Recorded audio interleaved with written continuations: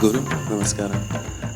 You mentioned in your previous discourses that 30% of the illnesses are body, while the rest are mind created. I just want to know, in case you do get an illness, how do you know that it's mind created or it's of the body? And in case it's psychosomatic in nature, what would be the emotional and the thought pattern that's behind it? How would you find that out and correct it if possible? Thank you.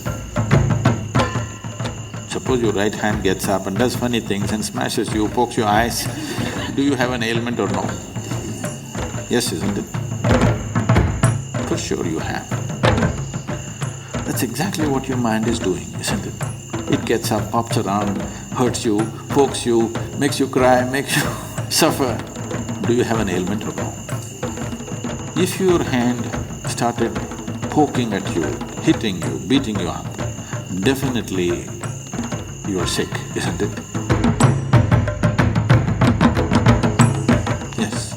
So if your thoughts and emotions are poking you, strangling you, and torturing you every day, aren't you sick, I'm asking? By your own definition, I'm going. So, because this sickness is on, it will manifest in so many ways in the physical body. There is no question anymore. Every thought, every reverberation on the level of the mind, depending upon the type of reverberation you create, the whole chemistry is going through a change. It's all been measured. Right now you sit here and think about tigers, you have one kind of chemistry, chemical changes happen. You think about flowers, another kind of chemical change happens. All this has been measured. So for every thought, if the whole chemistry is going through the thing, if your mind is in this state, you know what kind of soup you're making? You're a lousy soup. Not just lousy, poisonous. If you're soaked in this poisonous soup on a daily basis, how to know well-being? It'll not happen like that.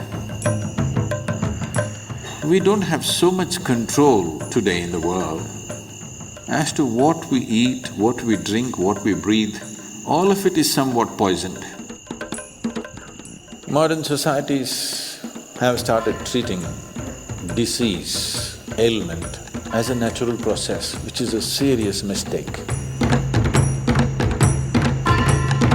Ancient societies always saw disease as something wrong. That's not how a man should be. A human being should not be in any state of illness, but illness means something fundamentally wrong.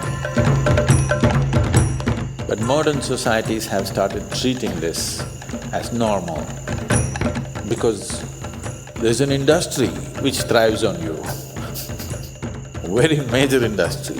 The second largest industry on the planet is pharmaceuticals. So, if the second largest industry on the planet is pharmaceuticals, there's too much lousy soup, isn't it? Every day you have to add something to this to make it… You know, if you're willing, we can make this into a very wonderful soup. The chemistry is in a fantastic state. To be blissful is natural. If you do this, believe me, 70% of the ailments will vanish from the planet. Another 30%, there are many external influences which are not always in control. You cannot control that, only to some extent. So, if you're constantly creating a nasty chemistry within you, how is life within you supposed to understand you're seeking well-being? How? It's just unfair. Life within you thinks, he likes ailments and gives it to you. Yes? If you're poisoning your system from within, for which there is substantial proof, for every thought and emotion, the chemical composition of your body is changing. If you're creating poison from within you and you want to live well, how is it? Life doesn't work like that. Unless you do right things will not happen to you.